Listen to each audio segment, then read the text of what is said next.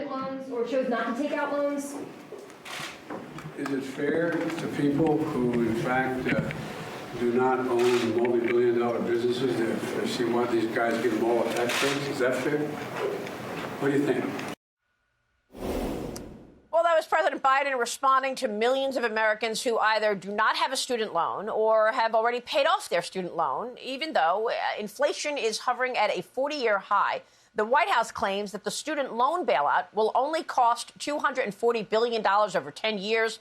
According to one estimate from the Penn Wharton unit, taxpayers will be on the hook for over $1 trillion.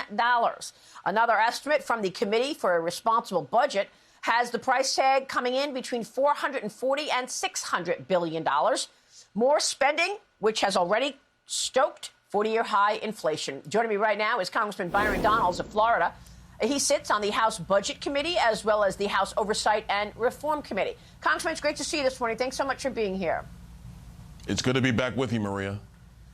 So why is the president forgiving all of this debt and obviously going to raise taxes on the rest of us to pay for this loan bailout? More spending after we've seen all of the spending in the last year and a half send inflation to 40-year highs.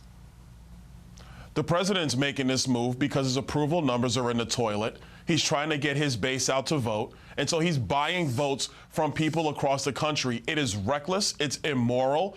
Frankly, it's illegal because the law that he is using is something for national emergencies that are declared by a president. Well, guess what, America?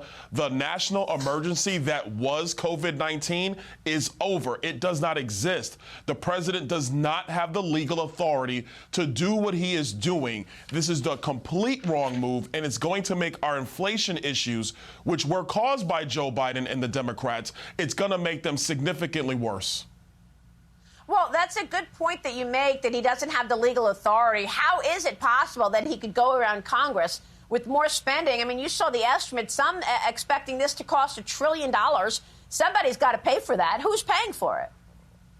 Unfortunately, it's going to fall on the back of every taxpayer in the United States and also their children. Because the truth is, in order to pay for this, you have to borrow the money. And we all know that we're just borrowing and future generations are going to have to pay this off. But this is also a gross violation of separation of powers. When you talk about a price tag, easily $500 billion, some estimates up to $1 trillion. That is a congressional issue because you either have to borrow those funds or you have to appropriate those funds.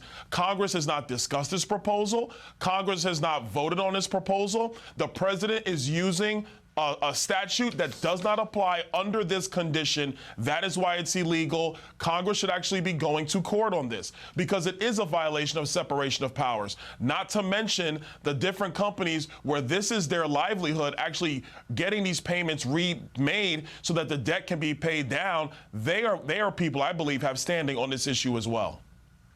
Well, I mean, the president has done this before. He goes around Congress. He blows off rulings from court orders about remain in Mexico at the border. A number of times we've seen this. So in other words, he went around Congress again for this. Will you be able to stop it? I think that when we take back the House this fall, we definitely have measures that we can use. And this is why, for people listening across the country, the Senate elections in Arizona, in Nevada, in Pennsylvania, in Ohio, in New Hampshire, they really matter. Georgia as well, because you need a Senate and a House that's going to hold this White House accountable. Look at what's happening on our border. I know it's not our topic, but the president of the United States is completely ignoring federal law when it comes to immigration. We have fentanyl in our streets. We have 6 million people who have come across our borders in the last 20 months alone. It is outrageous. It must stop. By the way, we're going to get back to the border. I'm going to take a short break. But real quick before that, is the FBI the overseer of these elections that you say are so important? Is the FBI in charge of ensuring that these elections are free and fair? Well, I think that's really the responsibility of each one of these states. States have a responsibility to govern their elections as outlined by the Constitution. The FBI should only be involved if there are accusations of criminality and there need to be investigations.